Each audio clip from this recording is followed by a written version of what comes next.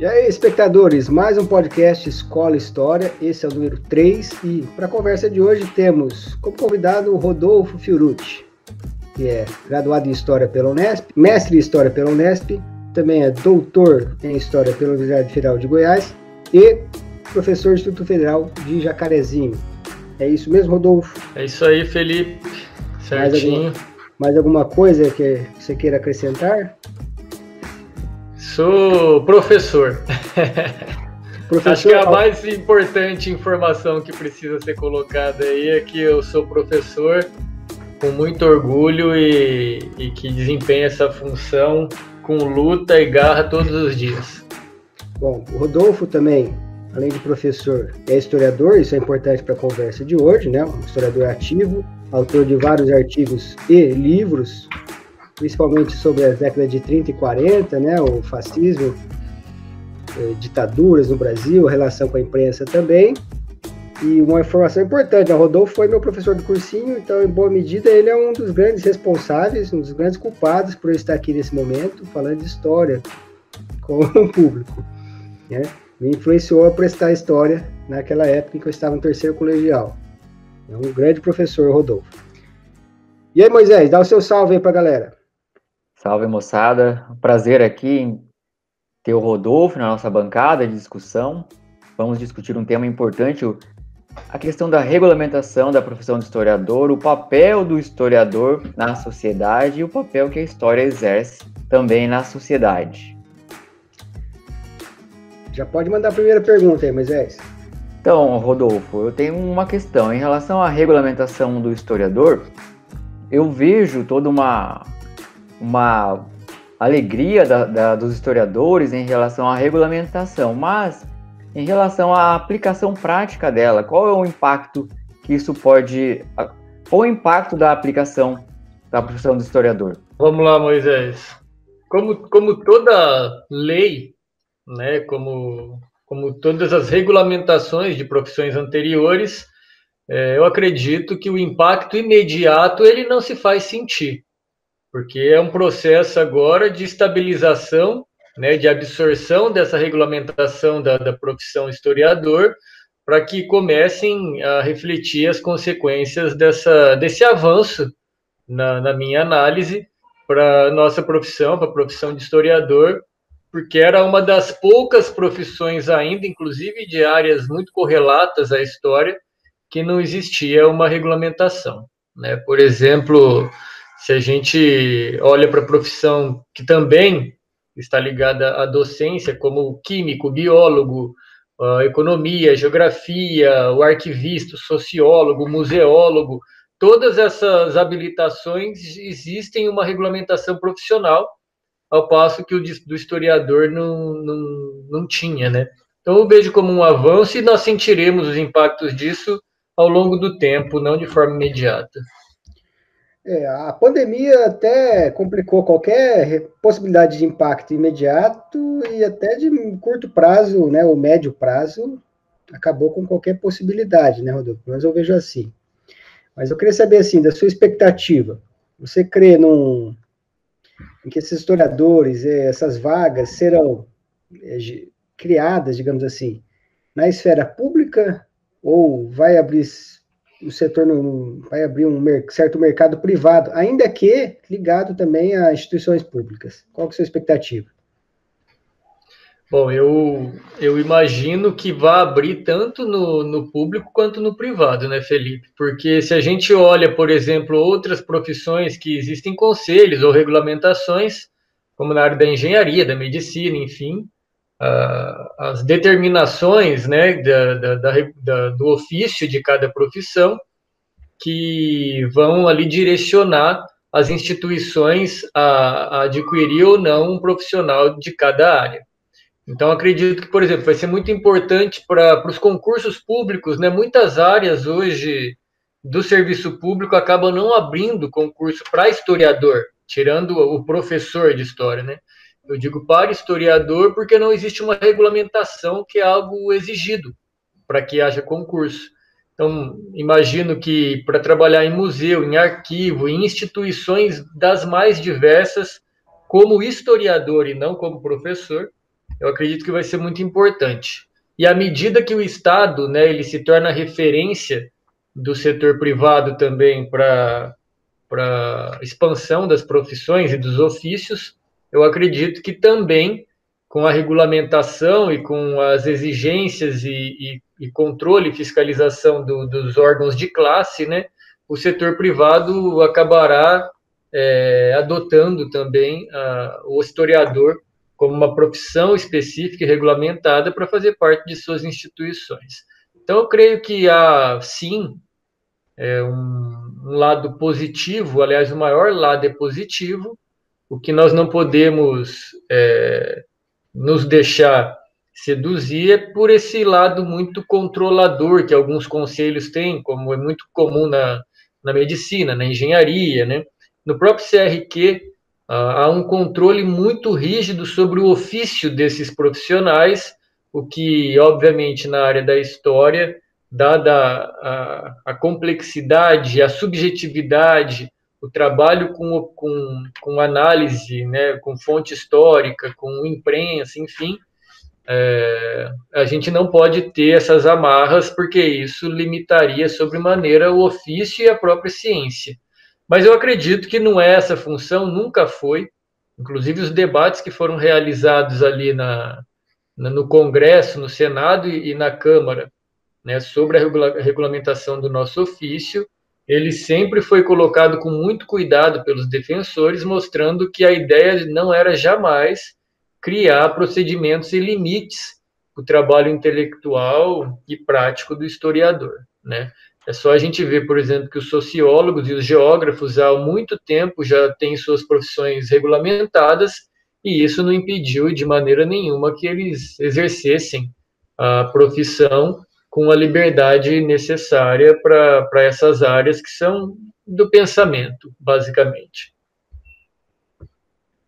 Moisés? Bom, eu concordo em relação a essa questão da expectativa e tal, contudo, eu tenho um pé atrás em relação ao papel do Estado, né, em relação, no sentido da contratação, da abertura de concursos, porque no Estado aqui de São Paulo, que é a minha realidade, a princípio, falta professores, não tem nem professores.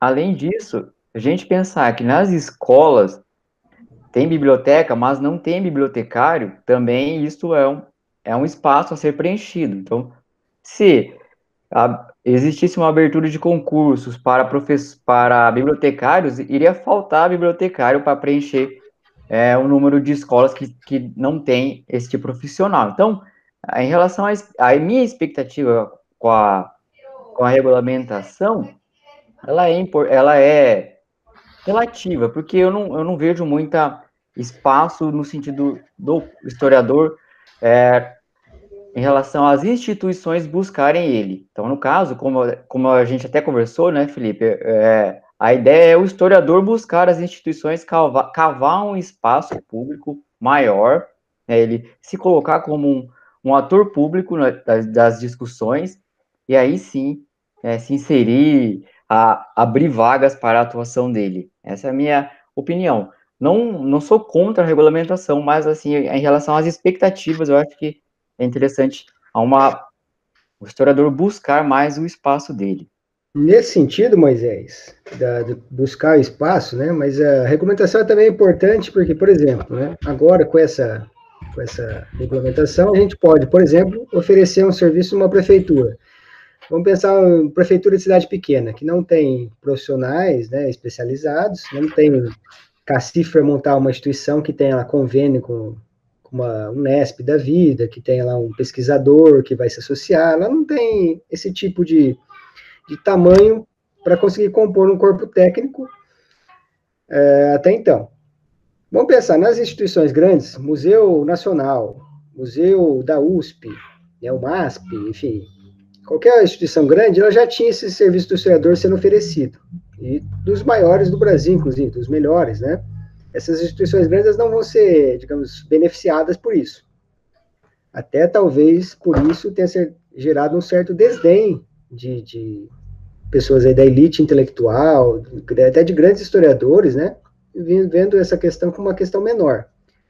Agora, olhando aqui a minha realidade, né, que moro em cidade pequena, e vejo essa carência, né, acho que o caminho pode ser esse. Os historiadores atuando em pequenos projetos, digamos, humildes, de baixo orçamento, e, inclusive, eu só consigo ver, no primeiro momento, essa atuação acontecendo de forma autônoma, né? Os historiadores prestando serviços por contratos temporários, ou até mesmo a transformação em pessoa jurídica, né? Uma pequena empresa, ou um microempreendedor individual. Acho que o panorama que se anuncia com esse governo, com as possibilidades que a gente enxerga aí politicamente no Brasil, é essa. Mas eu queria saber do Rodolfo, se ele vê dessa forma a coisa também, se o impacto pode ser sentido mais nessas pequenas instituições onde havia realmente a carência do trabalho historiador, ou se vai mudar mais para as grandes instituições. Não sei o que você pensa aí, Rodolfo.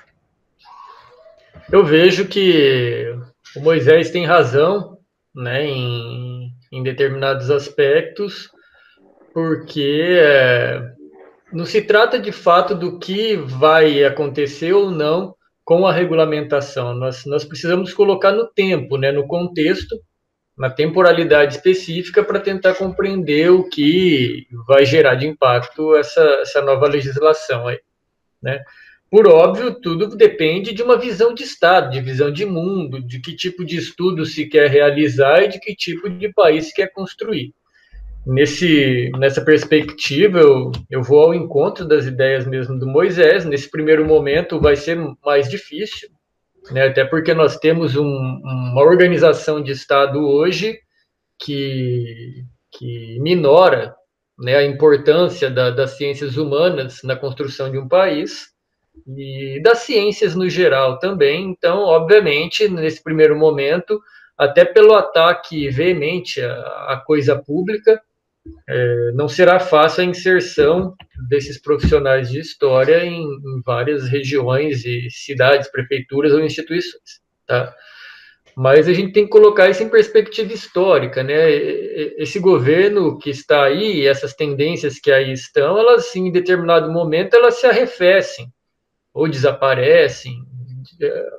A história ela é cíclica, né? Ela oscila muito. Então, quando estiver num cenário mais propício para que haja um direcionamento do olhar mais efetivo para a importância da história na construção de um país, na construção de um povo, eu acredito que essa regulamentação ela vai ser importante para dar essa vazão, né, para fazer com que haja de fato a inserção desses profissionais nos meios aí de trabalho, tá?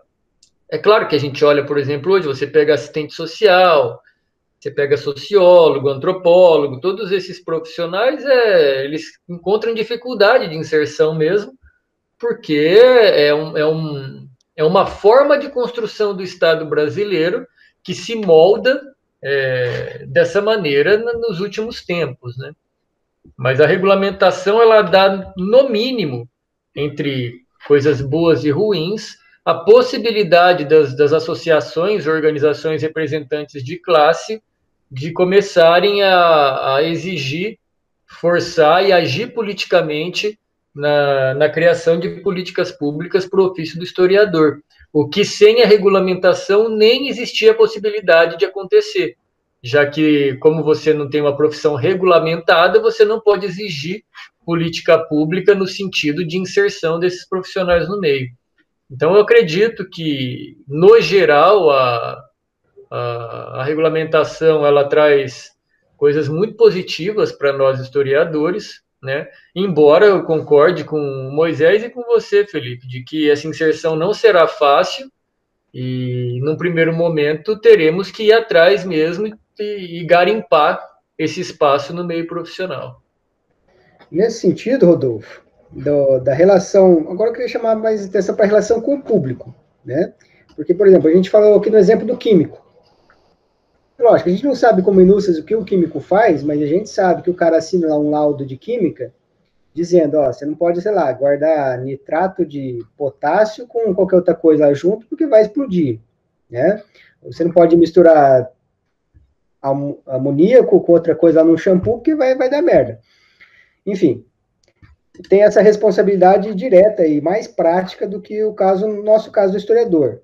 O que a gente pode pensar assim na maneira de nós historiadores, a nossa relação com o público, com o grande público, então de mostrar essa utilidade do historiador, mostrar que esse historiador é útil para a sociedade, como a gente pode fazer isso, quais as medidas seriam isso, porque até então a nossa preocupação tem sido, né, escrever artigo científico, escrever numa linguagem, né, que é, de certo modo, elitista para o padrão brasileiro, né, visa uma elite intelectual que, quando muito, vai dar conta de 30% da população.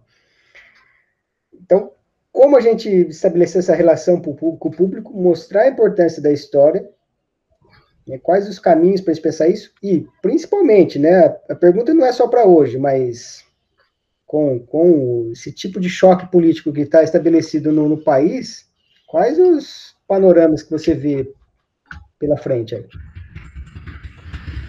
Essa pergunta sua ela é muito importante, Felipe, porque no Brasil a gente se acostumou a entender a ciência, né, e a própria vida prática dentro de um sentido de utilitarismo, de imediatismo, né?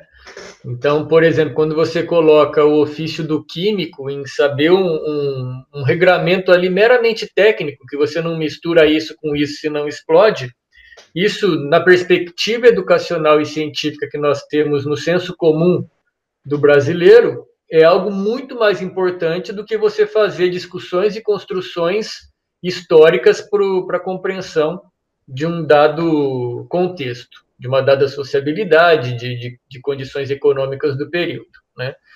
Porque as profissões, especialmente da área das ciências exatas, das tecnologias, elas são muito imediatas, né? O resultado vem na hora. E como nós temos um processo educativo brasileiro muito ruim, né, inclusive na perspectiva de formação de ser humano, porque nós tratamos a nossa escola e até a universidade também num pragmatismo abissal, né? As pessoas, os professores, as burocracias, os currículos, todas essas questões estão muito mais preocupadas no espaço escolar e universitário a dar conta do currículo, né, da ementa, do conteúdo, do que de fato desenvolver um aprendizado e um aprofundamento de consciência mais efetivo, né? Então, tudo parece que é mais importante do que a educação e o aprendizado dentro dos sistemas escolares universitários. É mais importante dar conta do conteúdo, é mais importante cumprir a ementa, é mais importante preencher o relatório ou o sistema. E aí, com tudo isso feito, cria-se a ilusão de que o processo educacional foi finalizado, quando, na verdade, no Brasil, ele não começou nem a andar ainda. Nós somos muito conteudistas, imediatistas e preocupados com burocracia e não atentos à necessidade de formação de um povo, né? Então, acredito que teremos um desafio mesmo nesse quesito que você coloca, né, de formação de mundo, que passa também pela transformação da educação, e o papel dos professores de história e das ciências humanas, né, no geral, muito importante para isso, porque nós precisamos entender, Felipe, que educar é necessariamente politizar a população. E as pessoas precisam entender que politizar não é partidarizar. Politizar não é defender X ou Y candidato ou partido tal. Politizar é criar, né, desenvolver nas pessoas a compreensão da importância da política, né, na construção do cotidiano. Tudo advém, tudo o que impacta a nossa vida a cada segundo como seres viventes é consequência direta de atitudes políticas, né? Então, essa construção que se faz nesses meios de comunicação maiores do país e de alguns setores da área das ciências, de que tratar de política, de cidadania, de economia, enfim, é bobeira, ou se trata só de gente corrupta no campo político, ou isso é coisa de bandido, eu não quero me meter nisso, é exatamente para que nós mantenhamos sempre as estruturas desiguais de intelectualidade e material da população. Então, eu creio que ao conseguirmos colocar os historiadores também, não só para executar currículos e conteúdos dentro do sistema escolar, mas também para levar para dentro das instituições, né, o conhecimento histórico na perspectiva que Yuval Harari fala, né, no seu livro, se eu não me engano, é no Homo Deus, tá? Ele diz que a história existe não para rememorar o passado, mas para libertarmos do passado, para libertarmos, né, para a gente se tornar livre de preconceitos, de ódios, de machismo, de fascismo, de nazismo, de todo tipo de degenerescência cultural, econômica e política que transcorreu durante os tempos e que chegam até nós. Exatamente porque nós não conseguimos ainda desenvolver, junto à população no geral e às instituições, o real papel da história. Que não se trata de passar conteúdos de fatos históricos numa perspectiva linear, tá, em currículos, mas se trata de fato de desenvolver a compreensão de mundo e necessariamente a compreensão política da vida. Então, educar é politizar, e politizar é necessariamente passar pela história, né? Eu acho que é nessa perspectiva que talvez a regulamentação e a futura inserção dos historiadores nas instituições públicas ou privadas, desenvolvendo políticas públicas ou mesmo privadas, né, particulares, de inserção do conhecimento histórico e da prática historiográfica na construção de uma nação, de uma empresa, de um país, de uma política de Estado, isso vai ser importante para que a gente comece a desenvolver mudanças aí no futuro de médio e longo prazo. Bom, tem nesse sentido, na sua reflexão, Rodolfo, tem uma questão também, porque o papel da formação que o historiador pode exercer também se relaciona ao papel dele público, porque, por exemplo, hoje, um público que consome história, que vai consumir história, ele consome história de jornalistas, por exemplo, grande público.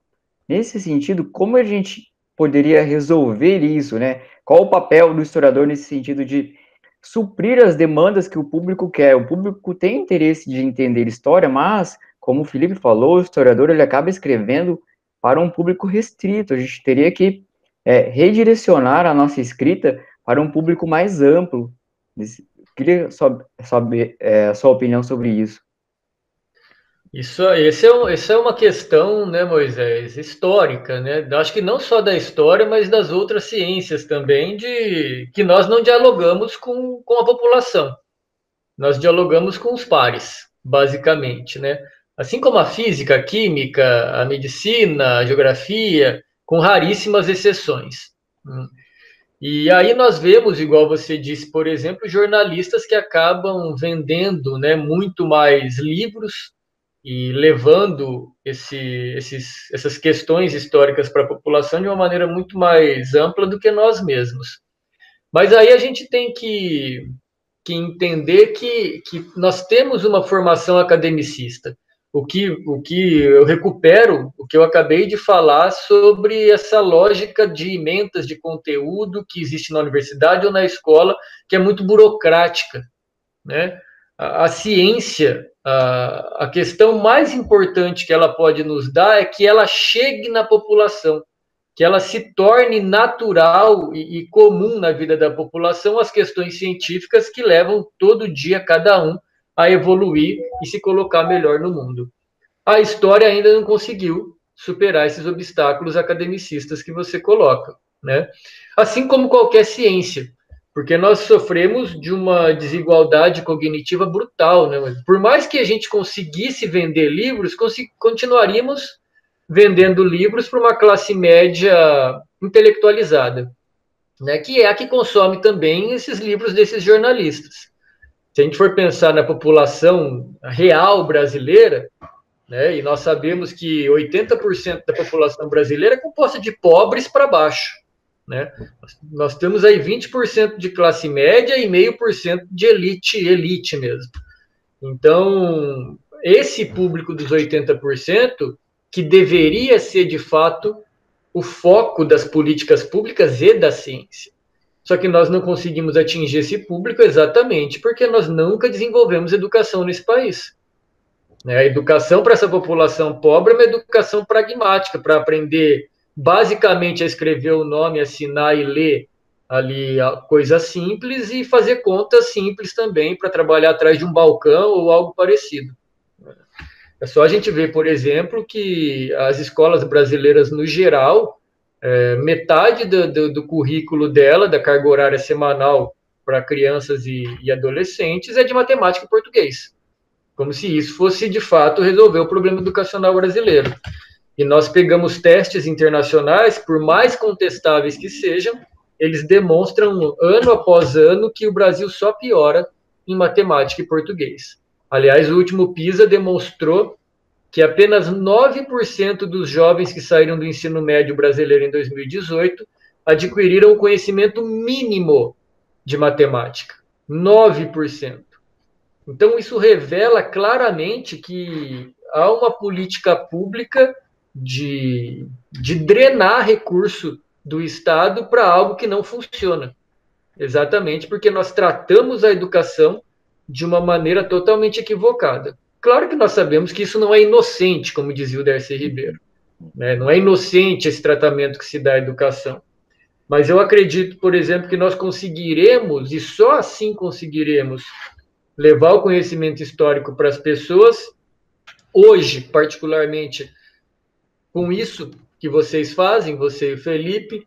Eu acho que para chegar a essa população mais carente brasileira é por meio das redes sociais, é por canal de YouTube, é por páginas que discutem de maneira mais didática os conteúdos históricos, porque levar de fato a discussão historiográfica de maneira mais profunda, que é o que se desenvolve nos livros, é uma quimera distante. Essa população não vai consumir história, como não vai consumir economia, política ou física, porque eles não tiveram o mínimo de desenvolvimento cognitivo necessário para tal. O Boaventura de Souza Santos, ele diz que você só terá a justiça social global o dia em que você conseguir atingir a justiça cognitiva global. Então, por isso que eu digo que é um projeto, a imbecilização generalizada da população, e por isso que talvez, claro, a gente sempre trabalha no campo do talvez, a regulamentação da profissão de historiador pode agregar algo nessa transformação utópica e futura da sociedade. Perfeito. Eu só queria colocar, então, essa questão que você falou, porque eu achei bem interessante, a ideia de buscar um público novo, no caso, ao invés do historiador, do escritor da história, que escreve a história, que estuda a história, mirar um público específico que hoje lê, voltar sua atenção para os 80% que não tem acesso, que tem dificuldades de acesso. Aí sim a gente consegue transformar a partir da atuação do historiador, transformar a realidade brasileira, e aí sim é o papel que a gente tem que cumprir, eu acho, Isso que é um ponto importante também. É só colocar uma opinião aí nesse caso, que é duas questões mantém sentidos opostos. A gente pode pegar várias ideias de colegas que a gente escuta aí nos corredores da universidade ao longo dessas 2 décadas aí que eu frequento esse ambiente. Por exemplo, tem a atitude de desprezo em relação à Wikipédia, por exemplo, de desprezo em relação ao YouTube e demais mídias sociais, Hoje vem mudando muito, o YouTube principalmente, mas a Wikipédia é bombardeada, pelos experts acadêmicos. Esse conhecimento de Wikipédia não vale nada, não sei o que lá. Se o cara, em vez de gastar tempo criticando o conteúdo da Wikipédia, fosse lá no Wikipédia e corrigisse um artigo que ele considera errado, que ele considera ruim, se ele fizesse a correção, ele não precisa nem escrever, ele pode só recomendar revisão, por exemplo, já seria um grande passo. Se ele fosse lá e escrevesse, então, um verbete, com aquele conhecimento acadêmico que ele tem, o que ele julga ter, do mais alto nível, a gente estaria também num outro nível. Vamos lembrar que não é só uma questão linguística, mas a Wikipédia em outras línguas, ela tem muito mais conhecimento do que tem em português. E a gente não pode esperar que Portugal, com seus 10 milhões de habitantes, seja lá o responsável por isso. Não, tem a ver com o Brasil, Tem a ver, então, com a nossa dinâmica de produção de conhecimento, e tem a ver com esse elitismo da nossa classe universitária também, que não abre os olhos para o grande público. E, para muita gente, o que tem à disposição imediata é o Wikipedia. Você está, de repente, uma discussão rápida, o que dá para você fazer é sacar o celular e procurar alguma coisa. E, para a maioria das pessoas, é isso. Se trata isso, fazer uma pesquisa histórica, e a gente não está nessa mídia, nessa oportunidade. Né?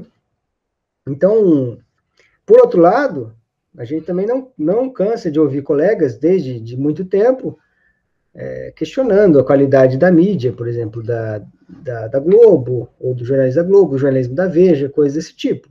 Bom, se a gente vai bater de frente, então, com os grandes meios de imprensa, a gente vai criar outros grandes meios de imprensa nossos? Não é o que aconteceu, não é o que tem acontecido. Então, a gente vai ter que partir para esse lado das mídias sociais. E também tem esse pessoal que critica duramente as mídias sociais. Ou seja, então você vai se afunilando cada vez mais, e só para ter acesso, para começar a ter acesso ao conhecimento histórico, ao conhecimento acadêmico, a pessoa tem que estar dentro da universidade e passar por várias camadas que não tira todo o contato com o resto da população. Né? Então, acho que isso é muito problemático, e é um problema não só da história, né? Mas, como caso aqui, somos historiadores, é um problema nosso também. E... Você toca num ponto importante, Felipe, porque esse preconceito à fonte, né, como um mecanismo de levar algum conteúdo ou informação para as pessoas, é o que reflete no que o Moisés disse, né, no academicismo, né, naquele texto hermético, pesado, né, extremamente teórico e metodológico, que não atinge praticamente ninguém, a não ser nossos pares, né? Então, nós temos que aprender a separar as coisas, né? Porque a mesma lógica que a academia usa para criticar a Wikipédia é a mesma lógica, por exemplo, da crítica e da assimilação fácil da população às fake news, né? Então, esse preconceito elitista cultural da academia afasta cada vez mais a pessoa comum do conhecimento mais elaborado, porque nós já nos colocamos sempre como os entendedores e todo o resto é um punhado de apedeutas que deveriam nos ouvir como se fôssemos deuses no Olimpo discursando para as pessoas comuns. Então já há ali uma barreira criada automaticamente no diálogo entre a elite intelectual e a população em geral. Quando você lê o Wikipédia e dá risada, você automaticamente cortou o diálogo com essa pessoa, porque ela está, de alguma forma, procurando uma informação. Ao pesquisar no Wikipédia, que é um recurso, uma fonte muito mais acessível para ela do que um livro acadêmico. Tá? É a mesma coisa que acontece com a fake news. É muito mais fácil a assimilação das fake news, que são discursos mais simples, superficiais e compreensíveis imediatamente, do que o aprofundamento teórico sobre alguma questão política, econômica, social, seja lá o que for. Tá? Então, ao invés de tratarmos a Wikipédia ou a fake news com desdém e na perspectiva de humilhar o leitor desse tipo de informação e fonte, nós tínhamos que dialogar na perspectiva de melhorar, né, de tornar a leitura algo mais elaborado. Você vai a essas fontes, tudo bem, mas sempre vá de maneira crítica, desconfiando, buscando uma outra fonte para ver se coaduna com o que está sendo dito ou não. Né? Levar, então, sempre essa perspectiva de uma leitura mais democrática, né? No sentido de buscar sempre fontes alternativas, não necessariamente acadêmicas, mas que você consiga, de fato, formar a sua opinião, e não que você seja o transmissor de uma opinião fabricada por alguém. Quando a gente ignora, despreza e ironiza uma pessoa que vai à Wikipédia ou à fake news, nós, em vez de formarmos essa pessoa para combater esse tipo de informação, nós jogamos cada vez mais ela para aquele lado e no sentido de ter aversão à academia. O Ernest Bloch, por exemplo, né, quando ele tratou do nazismo e discutia a grande questão dos marxistas naquele momento, né, na Itália principalmente, mas também na Alemanha, os marxistas se perguntavam como é possível que os trabalhadores alemães ou italianos defendam a perspectiva dos patrões, que expropriam esses trabalhadores dia após dia com a extração da mais-valia, né? Então, eles não compreendiam como que aquela população estava se ligando ao fascismo ou ao nazismo, que é um recurso do capital, né? Nós temos o Alisson Mascaro, como tantos outros filósofos e da área do direito também, que falam claramente que o fascismo e o nazismo é uma estratégia do capital, quando o sistema liberal democrático do capitalismo ele se esgarça por N razões, é preciso que você assuma características autoritárias e opressoras para a manutenção do capitalismo, e historicamente o fascismo e o nazismo foram isso. Então, por que as pessoas se ligaram muito mais ao fascismo e ao nazismo? Aderindo em massa às fake news produzidas naquele momento. Porque os marxistas dialogavam com os intelectuais e talvez com uma classe de trabalhador mais elaborada, que tinha alguma conscientização de classe e estudo. Quando você vai falar para as pessoas lá nos anos 30 sobre a produção de mais-valia, expropriação do trabalho de cada um, você já cortou o diálogo. Olha, as pessoas não conseguem ter um aprofundamento teórico para compreender o que você está dizendo. Ao passo que elas conseguem compreender quando você diz que vai defender sua nação dos inimigos e que há um inimigo em comum que é a causa de todos os nossos problemas. Nos unamos, então, para combater esse inimigo. Pronto. É muito mais simples você entender isso, pegar as raízes da tradição alemã ou italiana, do Império Romano, de povo forte historicamente, que precisa se reerguer, do que você tentar explicar a realidade do mundo em termos teóricos e academicistas. Isso foi um erro lá atrás do campo progressista e dos intelectuais, que acabaram facilitando o crescimento do nazismo e fascismo. Eu não digo que seria possível impedir, mas facilitou, porque não dialogou com as massas, e é o erro que nós temos novamente no século XXI, né? A classe produtora do conhecimento real, mais elaborado e científico, não consegue dialogar com as classes populares, ao passo que o conhecimento raso, superficial e que movimenta engrenagens culturais nossas simplórias, de religião, de família, enfim, essas dialogam fácil, que é o que nós estamos mais uma vez vivendo no mundo. Passaram-se aí quase 100 anos e ainda a ciência, especialmente as ciências humanas que tratam dessas questões políticas, sociais e econômicas, elas ainda não conseguiram sair do pedestal acadêmico e compreender que é necessário dialogar com essa população em linguagem mais simples e não menosprezar e ironizar fontes que essas pessoas têm acesso, como o Wikipédia ou as fake news, e sim trabalhar com essas pessoas a maneira como ler e absorver essas informações. Esse é um dos ofícios do historiador, talvez o mais importante, ou um dos mais importantes, que nós não conseguimos executar até hoje. Outra questão que eu queria colocar, Rodolfo, saindo um pouco desse tópico, voltando para a regulamentação. Primeiro, quanto ao papel da ANPUL, não sei se você ainda é filiado à ANPUL, qual é o seu nível de atuação e de relacionamento com a entidade, mas queria que você comentasse o papel da ANPUL, então, durante a regulamentação, né, ela foi a principal instituição que abraçou isso como causa e levou adiante, e depois, né, inclusive aqui vou retomar as palavras do Rodrigo Pato Samota, né, que foi o presidente da ANPUL. Ele, inclusive, disse que tinha uma certa visão elitista dessa causa do ofício do historiador, né, porque ele não tinha se envolvido em nenhum momento.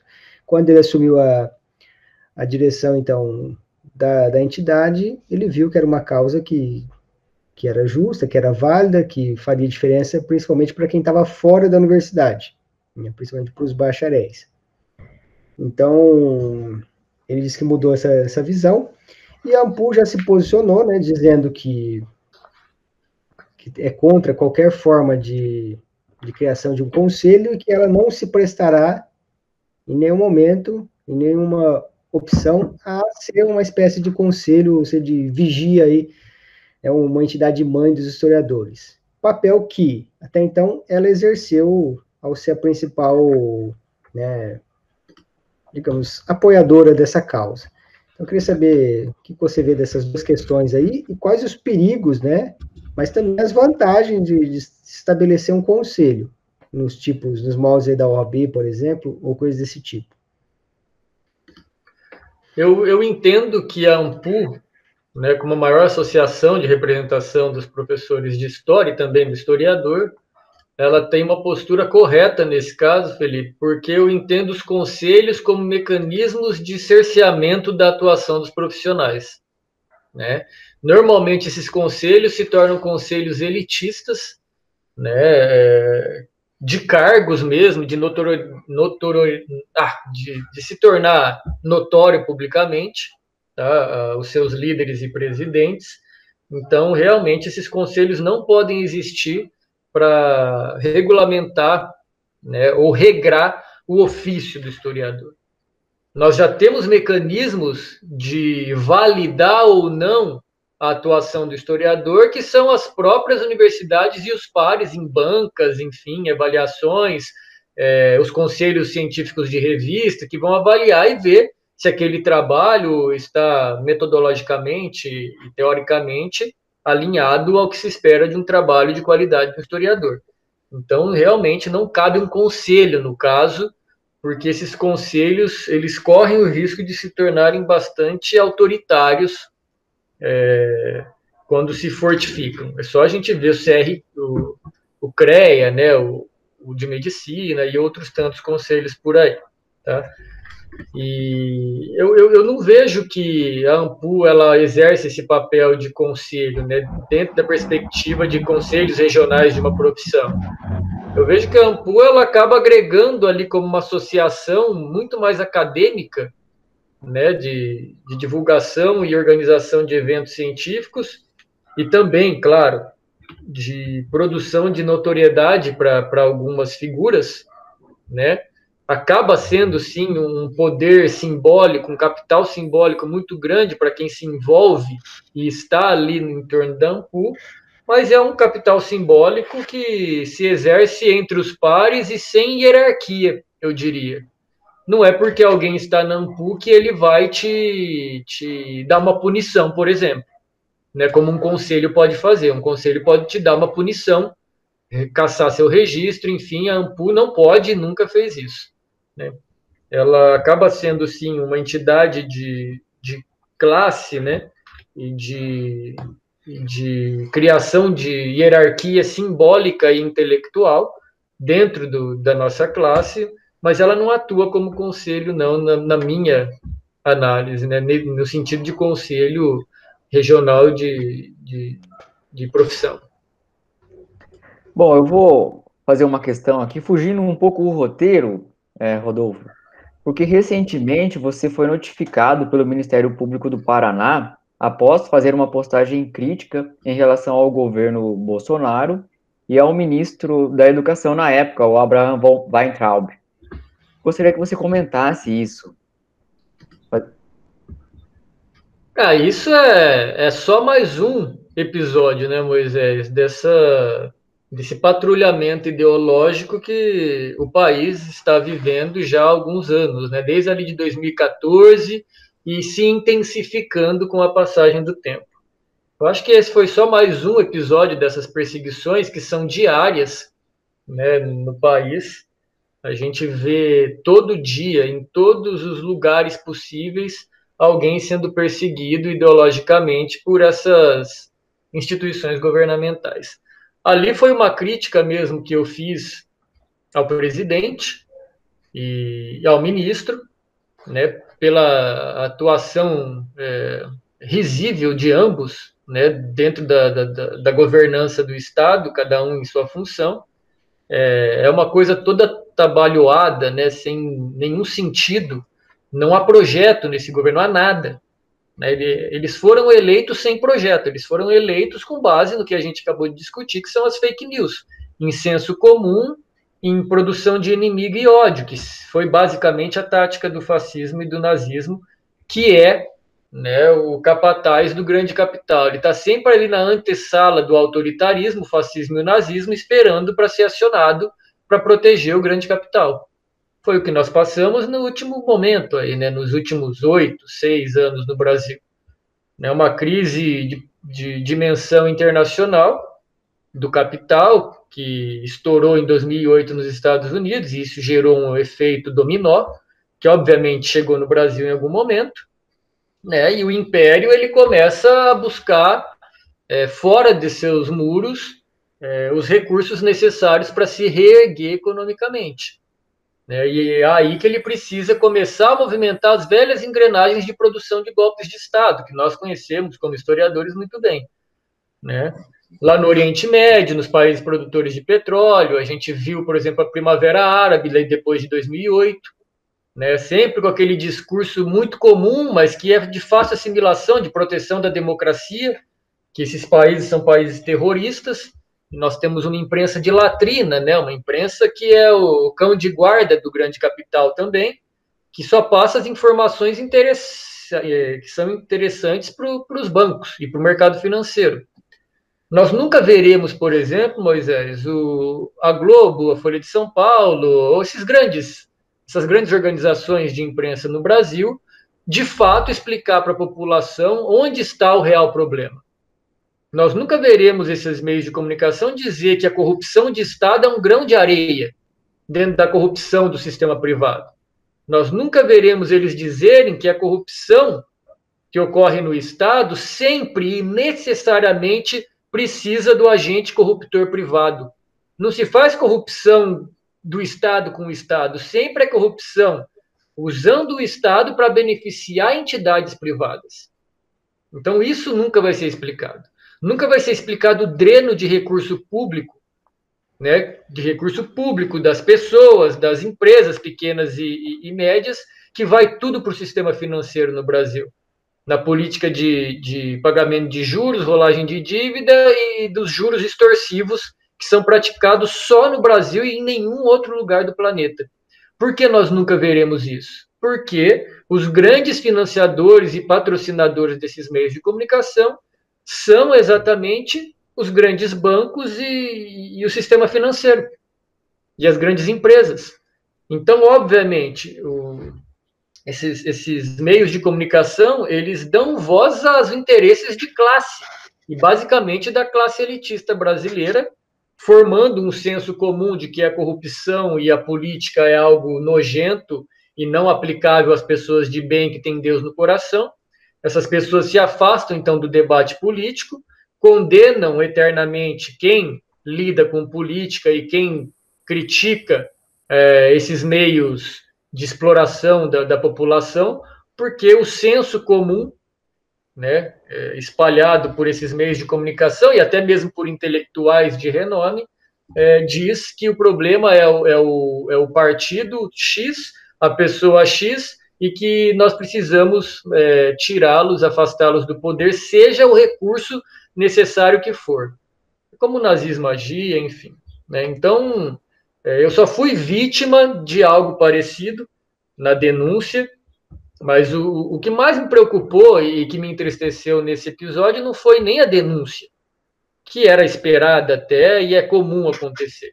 O que mais me preocupou e me deixou chateado foi a minha instituição, uma instituição de ensino, né, de educação, que desenvolve os 3 níveis de ensino básico, o superior e a pós-graduação, que tem intelectuais, professores, doutores, em maioria, né, uma instituição que teoricamente defende a democracia, né, o livre pensamento, a liberdade de expressão, a livre atuação da ciência, acatar uma denúncia bizarra, né, sem pé nem cabeça, que tenta me colocar na Lei de Segurança Nacional e levar para o Conselho de Ética ainda, sem me comunicar. Quando eu soube, já estava no Conselho de Ética. Então, é isso que preocupa sempre, porque esse discurso simplório, superficial, ele acaba contaminando as instituições que deveriam ser, né, o porto seguro da liberdade, da proteção da população e da proteção dos direitos, fazendo com que as pessoas que ousem, né, e aí está uma das obrigações da história, da sociologia, da ciência política, da economia, falar a verdade sem precisar ter medo. Hoje, quem fala a verdade precisa ter medo. Hoje, produzir ciência e publicizar a ciência no Brasil é algo que você fica temeroso de fazer. E, infelizmente, acaba contaminando as próprias instituições que deveriam proteger o livre pensar e a livre ciência. Então, é normal acontecer isso dentro do período que a gente vive. Algumas coisas são né, Rodolfo? Já fica claro, essa pandemia, né, pelo menos veio para mostrar isso, né, que a discussão, o desconfiamento se desconfiar da ciência não está restrito às humanidades, né, mas até a coisas mais evidentes, mais urgentes, como a própria biologia e a saúde pública, né, e ficou bem demonstrado isso.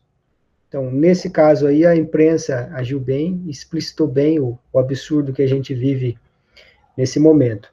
Eu queria só mais duas perguntas. Vou fazer a penúltima e depois eu deixo a última para depois. Quanto à fronteira do conhecimento, você pensa que pode haver uma mudança na produção do conhecimento histórico, uma reconfiguração do campo, lá no sentido do Bourdieu, pensando em três coisas que podem acontecer, né? É sempre muito difícil a gente falar em previsões, né? Mas, digamos, então a gente tem uma tendência a ter uma frente agora de historiadores dedicados a questões regionais, um assunto que até então sempre foi muito esquecido, né? Muito deixado de lado, mas por essa possibilidade agora de atuação junto a prefeituras, a museus pequenos, a instituições menores, a gente pode ver, então, historiadores trabalhando em causas até então esquecidas, né? Questões esquecidas do interior, cidade interior, coisas desse tipo. Esse tipo de trabalho pode levar a uma reconfiguração do campo ou a universidade e a pesquisa em história vai continuar intacta, como sempre andou? Por outro lado, né, na mesma pergunta, a gente pode ter também a atuação de historiadores junto a, que eu vou chamar aqui de causas mais específicas, por exemplo, sei lá, museus temáticos aí mais específicos, né, sei lá, por exemplo, museu da causa LGBT, por exemplo, ou museu do nazismo, coisas desse tipo, né? A gente pode levar, então, a uma criação de nichos e subnichos, isso pode afetar também a dinâmica da produção do conhecimento histórico. Como você vê isso? Até pensando no lado de que, em geral, os pesquisadores de hoje são professores universitários, que têm que se dividir entre vários cursos e tal, e, teoricamente, vai abrir um campo aí para historiadores se dedicarem mais à tarefa aí de pesquisa e produção de conteúdo em si. Você vê alguma mudança nesse sentido, hein? Eu quero voltar só ao seu comentário final ali, quando você disse que a imprensa agiu bem no caso da ciência, né? Eu acho que você se referia mais especificamente à questão da cloroquina, né? Mas a imprensa ela está sofrendo com o próprio veneno que ela disseminou historicamente, né? A imprensa é e sempre foi a grande produtora de fake news no Brasil, né? Sempre.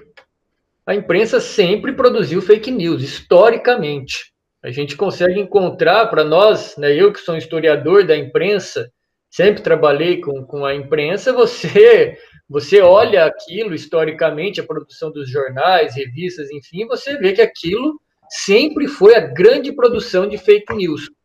Só que com uma diferença, a imprensa sempre se valeu dos meios intelectuais, né, aqueles mais vendidos especificamente, mas que detêm cargos, títulos e conseguem elaborar um discurso mais encantador, mais acadêmico, para reproduzir uma visão de mundo, né? Só que agora ela se viu confrontada com as mesmas armas que ela usa, só que de maneira mais radical, né? Antes a imprensa não tinha ninguém em um nível muito grande para contrapor as ideias que ela queria disseminar. Ela era a grande detentora dos meios de comunicação. A imprensa, que é uma empresa, né, são empresas gigantescas donas dos meios de comunicação do Brasil. Meia dúzia de famílias dominam todos os meios de comunicação brasileiros, né? Então eles tinham um monopólio da produção de fake news e de opinião pública. Só que as redes sociais, né, e o aprofundamento técnico em mecanismos de divulgação, de uso de robôs, enfim, algoritmos, permitiu com que qualquer um com dinheiro e com coragem conseguisse produzir também infinitamente informações mentirosas ou manipuladas e deturpadas em nível massivo como a grande imprensa. Então, o Steve Bannon ele fez isso para o mundo inteiro, especificamente para o Trump nos Estados Unidos, e apoiou aqui no governo atual, o Bolsonaro e família, a também produzir isso. Então, qual que é a estratégia das fake news do gabinete do ódio? É desacreditar a informação passada nos grandes meios de comunicação. E como as fake news elas são ainda mais assimiláveis e mais simples do que o próprio meio de comunicação, as chamadas do meio de comunicação ou os âncoras, então você começa a ter o descrédito dos meios de comunicação e a assimilação completa das fake news produzidas no gabinete de ódio. É o que sempre a imprensa fez, por exemplo, com a produção de conhecimento do campo progressista. Ela sempre desacreditou ou não deu voz.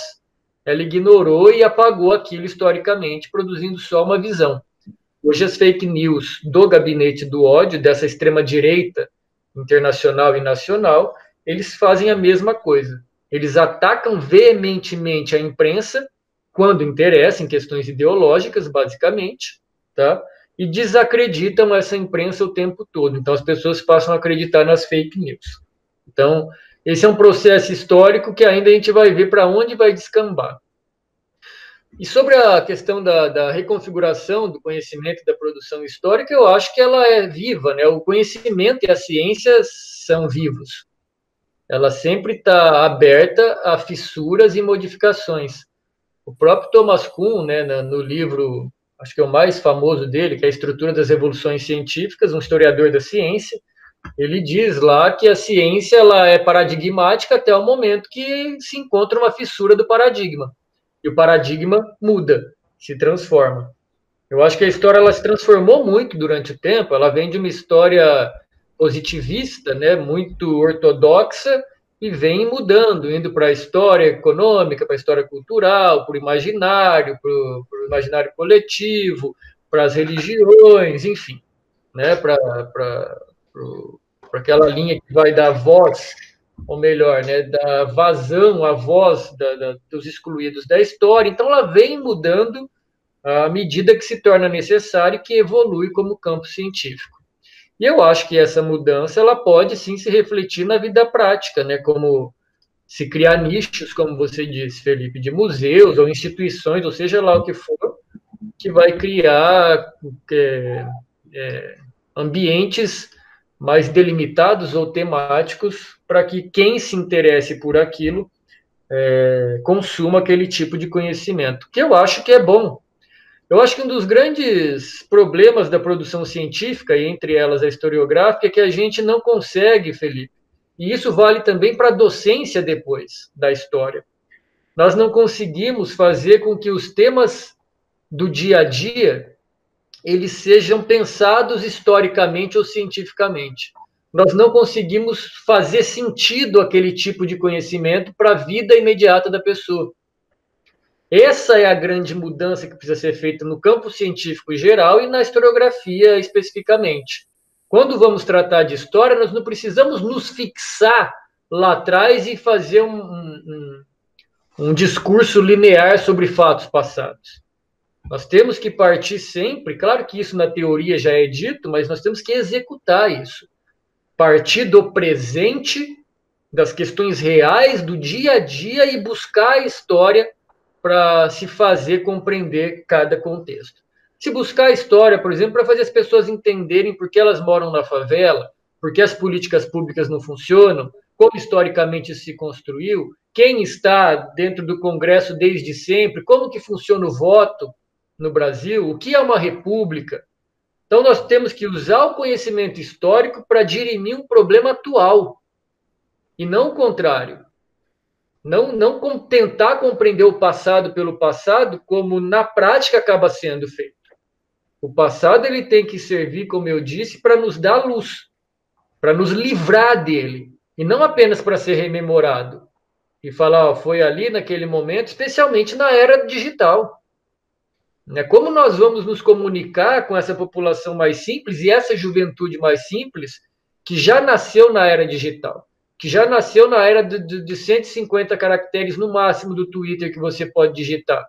A informação é assim, rápida, dinâmica, múltipla, som, imagem, desenho, tudo ao mesmo tempo, 3D. Então, nós temos que nos adaptar se, de fato, quisermos produzir um tipo de conhecimento mais qualificado para a população e abandonar os velhos mecanismos de produção e de repercussão do conhecimento científico, que acaba sendo limitado a um grupo muito pequeno e muito intelectualizado desse conhecimento, que acaba não reverberando necessariamente na população, que deveria ser, no fim, o objetivo final de toda a ciência. Moisés? Vai daí, Felipe. Sua formulação, você tinha formulado já a questão? Uma última questão, né? Ficou meio desconfigurada as questões, mas agora uma última questão volta para a política. Mas o Rodolfo, acho que acompanha até mais do que eu aí, questão de bastidores, conhece mais gente importante, engajada aí nesse sentido. Não é curioso, Rodolfo, de que essa regulamentação, depois de ter tramitado por tantos anos e ter esbarrado em vários empecilhos, né, ter sido travada ali por vários momentos, por várias fases, em momentos mais favoráveis para a ciência, em momentos mais favoráveis para o conhecimento, para a cultura, para os museus, enfim, né? Os governos passados, os governos do PT, do Lula, da Dilma, em alguns momentos houve um investimento muito maior em ciência, em tecnologia, em educação, em museus, em cultura, inclusive também em momentos que a economia brasileira permitia isso, com superávit na balança, sem contexto de crise internacional, e essa questão foi ficando travada, foi ficando travada, foi ficando travada. E não é curioso que um governo que não tem lá o seu menor apreço pela ciência, e muito menos pelas ciências humanas, né? E tem uma relação muito peculiar com a história, né? Que é muito peculiar porque eles não desprezam a história, como eles desprezam, por exemplo, a sociologia. Mas eles têm uma visão bastante peculiar de história que parou lá há pelo menos 150 anos atrás. E não é muito curioso, então, que esse senhor venha a assinar essa lei tão comemorada por nós, historiadores? O que você pensa disso? Eu acho que é apenas um acidente histórico, né? Nós sabemos que, de fato, ele só assinou porque ele é o presidente, mas não assinou por vontade própria. Isso aí foi colocado em discussão, e a gente não pode ser inocente, porque o Congresso ali, quando isso começou a ser, de novo, colocado em pauta ali em fevereiro, por ali, né, a questão do ofício, o Congresso estava numa guerra com o Bolsonaro aberta. O Bolsonaro ele ainda estava nessa lógica de que ele governa sozinho, o presidente com poderes monárquicos, porque ele realmente acredita nisso. O Bolsonaro ele tem o espírito autoritário. Ele não sabe lidar com a democracia. Ele não desenvolveu nenhuma ferramenta cognitiva e comportamental para lidar com a diversidade e com o embate de ideias. Ele é autoritário e violento por natureza. E isso se manifestou na sua atuação como presidente, o que acabou gerando conflito, obviamente, com o Congresso Nacional, que é o ambiente ali mais representativo da democracia e da diversidade. Então, naquele momento, o Congresso, em maioria, se colocava contrário à figura do presidente, não à sua proposta, ou melhor, a proposta do Paulo Guedes de gestão econômica do país. Né, essa direita cheirosa que a gente chama, né, ali do Congresso Nacional, que domina o Congresso Nacional, eles não viam com bons olhos um ser grotesco e troglodita como o Bolsonaro, porque ele acaba prejudicando, inclusive, os interesses econômicos do país, né? Que estariam em ótimas mãos, segundo a análise dessas pessoas, na mão de um Paulo Guedes, que é o entreguista, né, e o menino de recados do sistema financeiro mais efetivo que poderia se encontrar nos últimos tempos. Então, ali foi mais um embate mesmo político, porque a política ela faz isso, ela usa de todos os recursos possíveis, ferramentas das pessoas, das leis, das instituições, para fazer política. E naquele momento eles colocaram um tema que é a regulamentação do ofício de historiador, que é sensível ao presidente, no sentido de incomodá-lo, né, e para aprovar mesmo contra a vontade dele. É mais uma questão simbólica de demonstrar que ele não tem todo o poder do mundo, do que, de fato, um interesse político sobre a criação da profissão.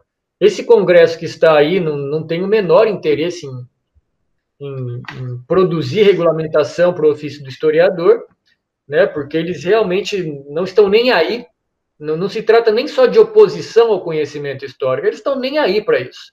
É algo irrelevante para eles. E o presidente ele está preocupado porque ele é um negacionista.